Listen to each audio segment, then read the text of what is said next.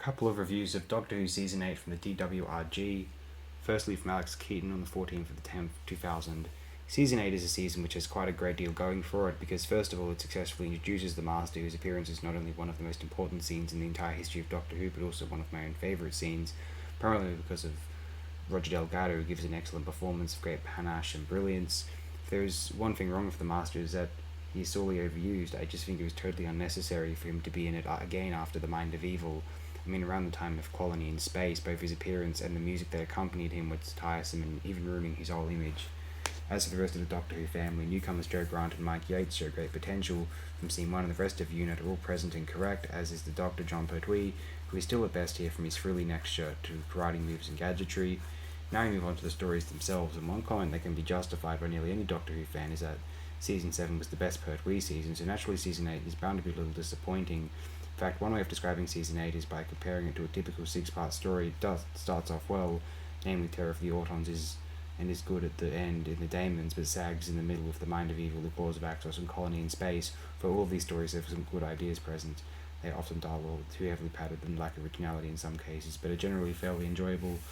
To round this off, I've listed a few awards for this season, listing the story in outstanding category. Terror of the Autons, Best Acting by the regular cast, namely Pertwee and Delgado. Best Acting by a guest cast, especially Michael Wisher. Best Cliffhanger Sequence, the classic scene in Part 2 where the Doctor pulls the Auton policeman's mask off. The Claws of Axos, Best Visual Effects, Best Costume Design, Best Art Direction, Best Makeup. The Daemons, Best Story, Best Direction, Chris Barry. Best Script by Jai Leopold, Robert Sloman and Barry Letts. Best Sound, Best Editing, Best Music. Now from Terence Keenan, good versus evil but slightly less serious. The first point everyone brings up in regard to Season 8 is the inclusion of a new rival for the Doctor. Yup, it's the entrance of the Master, that bearded baddie who want to ruin the Earth, gain power and kill that goody-goody who always files off his plans for conquest and domination. The second point everyone brings up is the change in style.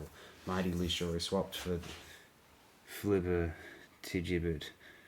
Joe Grant, unit goes from interesting military organisation to conventional companion figures, and the deeper themes of man being his own worst enemy in harder contemporary settings are switched from more stylised background and simpler morals. It's transition season, with the new style firmly in place by the end. But is it any good? Well, it gets off to a rocky start with Terror of the Autons. The story in itself is pretty good, although the editing of the serial gives everything an abrupt, disjointed feel. Joe Grant is summed up by her opening scene, definitely a throwback companion. Katie Manning does an alright job in her debut story. The biggest letdown is Unit. This is not the same group from Season 7. The Brig yells a lot and seems to have lost a few IQ points. The Doctor's transformation to arrogant gas bag is completed here with little of the charm or humanity from the previous year. The one saving grace, though, is the Master. Big Roger Delgado is the real treat of terror, especially managing to make his more charming moments have more menace than his villainous moments. The only two minor niggles are the Master's decision to help out the Doctor in the finale and the very first Doctor/Master I'm going to kill you but you'll have time to weasel out of it first scene. The Mind of Evil is the high point of the season, a complex story with very interesting human villains and a nasty alien weapon. There's 3 separate plot lines are woven together over 6 episodes. Unit gets to be a competent military organisation, Joe Grant gets to be competent and resourceful and more so gets treated like an adult. John Pertwee gives a strong performance as the Doctor, one that's a bit more nuanced, but this is Big Grog's show. The best Delgado Master performance ever. He's acting like a mafia don, and it's a joy to behold. What is really special about The Mind of Evil is the final confrontation between the Doctor and Master. The Doctor is ready to kill off the Master once and for all with no hesitation. Such a shame that this confrontation didn't end the season, because it's one of the best Doctor-Master face-offs ever, and it's obvious that Big Rog and Pertwee are having a criminal amount of fun in their scenes together. The Claws of Axos roars with the new style. It's also very silly. Joe reverts to a mere screamer role. The Doctor is annoying, and well, even the Master doesn't shine as much in the previous stories. However, the script has loads of ideas, a trademark of Bob Baker and Dave Martin. Nick Courtney gives a strong performance as the Brigadier, and Big Rog has his moments in The Sun in Ep 3 where he's checking out the Doctor's TARDIS. Craps me up every time. Unfortunately, the Bill Filer role is painful. Pertwee fails to convince he's turned heel in the last episode, and the ending is a bit of a cop-out. Colony in Space is boring. Sorry, not to say that Malk Hulk isn't trying. The struggle between the colonists and IMC can cure insomnia, and the whole Doomsday Weapon Master plot feels tacked on. I mean, this is supposed to be the first hardest trip in nearly 2 years, but I almost wish they stayed back on Earth. The performances are lame, and even Big Rog can't save the story. Such a shame.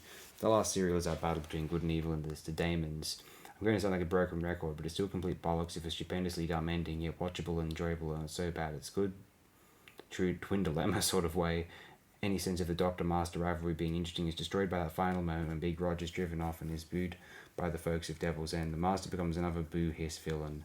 So by the calls of Axos, the transition from interesting and challenging stories to formula runarounds is complete. The Daemons is the low point of the season, and one of the low points of all of who. A lot of people disagree with that, I among them. Season 8 is a disappointment on numerous levels, even if the introduction of an arch rival for the Doctor to battle with. Well, I'll be.